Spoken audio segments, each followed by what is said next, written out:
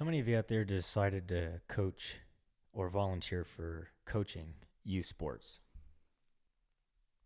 Kids 10 years and younger, 8 years and younger, some 6 and younger, even up to 14 and younger. This is a really important thing to do.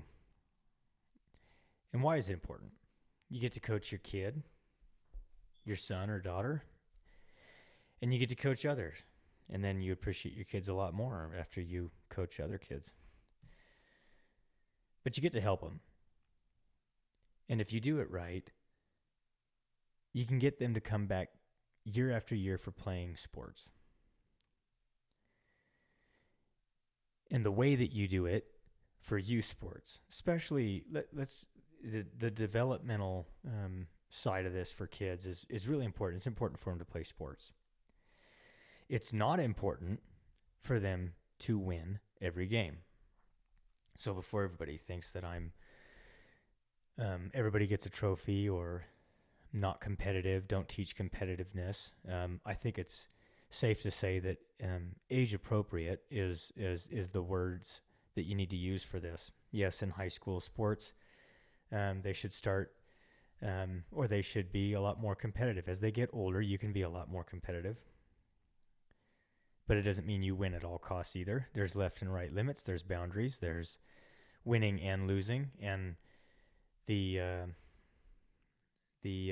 psychology behind a lot of this is that the best thing for them is to play sports because it teaches them how to win and lose. What do you do? If you're going to coach youth sports, I've never coached before. This is a way to get involved in your community. This is a way to get involved using your citizenship, if at the very least. For little kids, you just find a constant rotation of playing time and you play them. The hardest part is going to be dealing with the parents who want to win.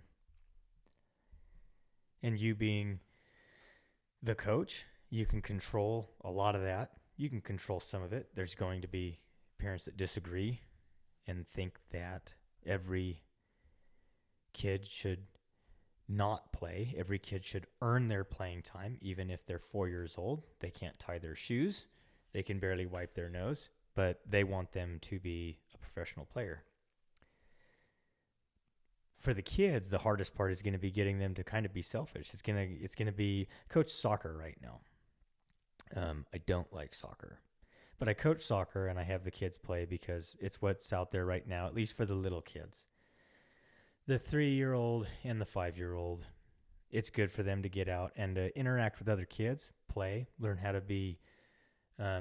have some boundaries and learn how to win and lose, but they're not thinking about winning and losing.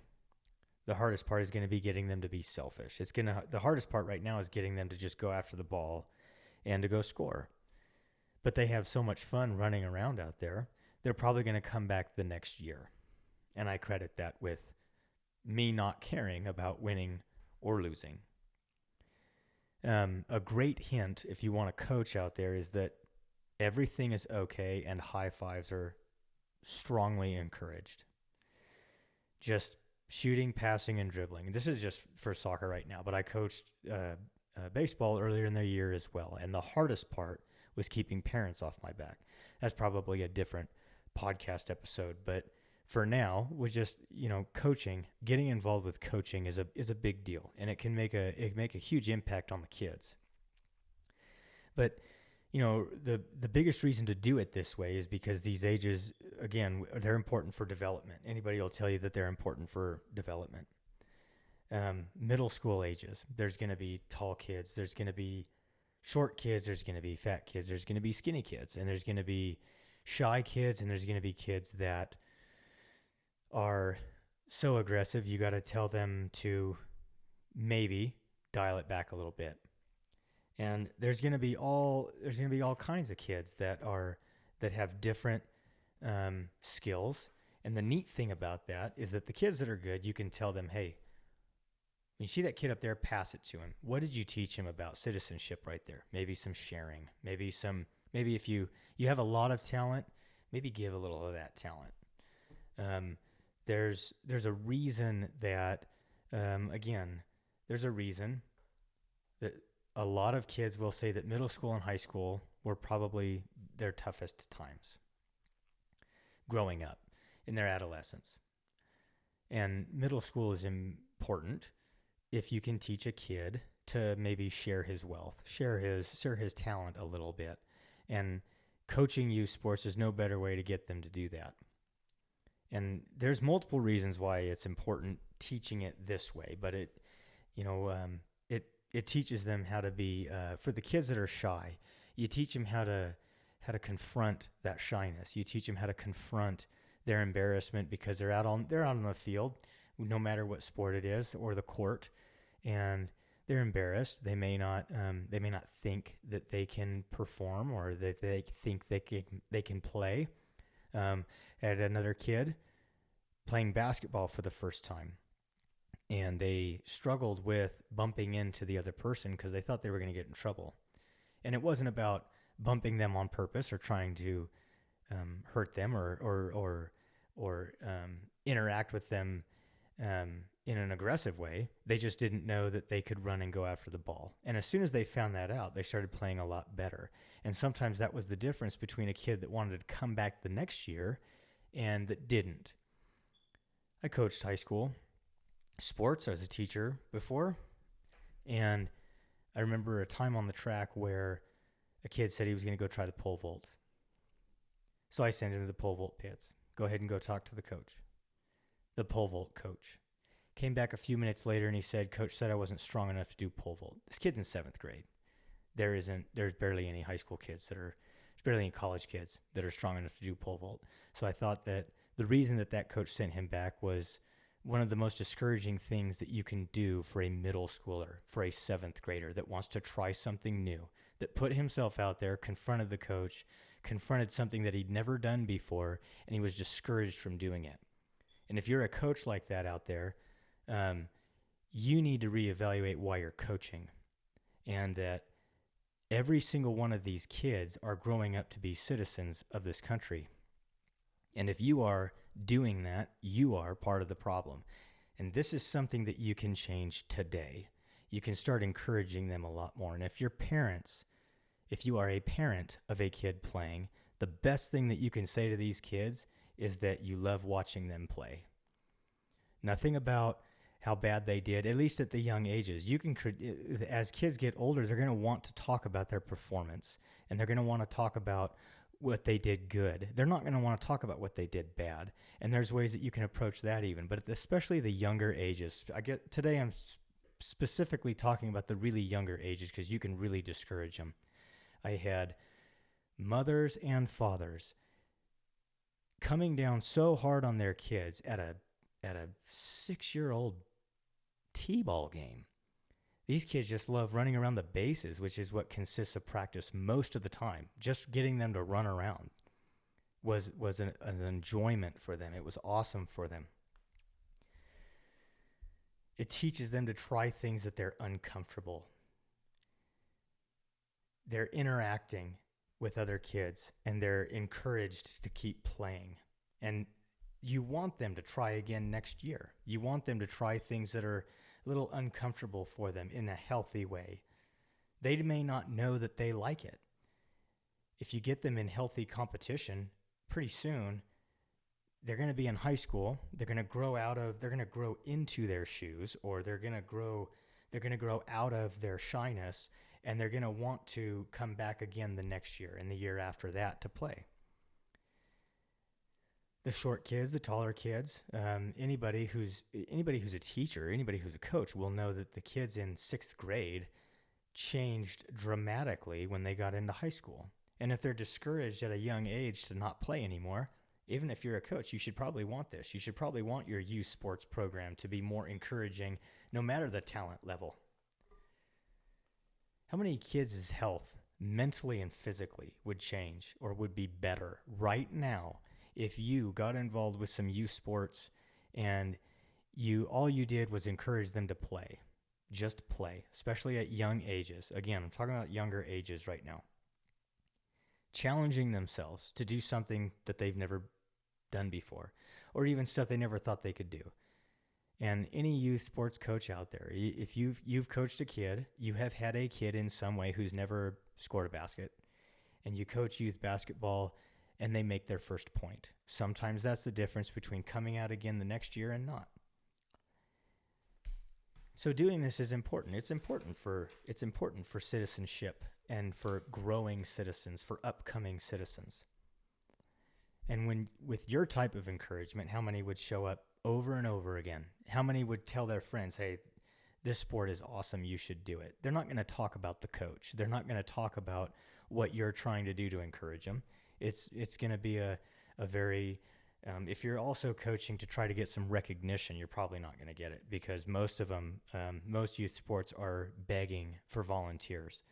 And a lot of you need to have some thick skin out there, because the parents are going to want to win, and the other team's parents are going to want to win. And the best thing that you can do is stay out of that and just coach the kids. You know, if you're the type of coach or the type of person that says you have too many kids, you're an idiot. Because the complaint there is that you can't get all of them equal playing time. And I would argue that you can absolutely find ways to get them equal playing time, whether or not it's a scrimmage. See, what most people concentrate on is the game.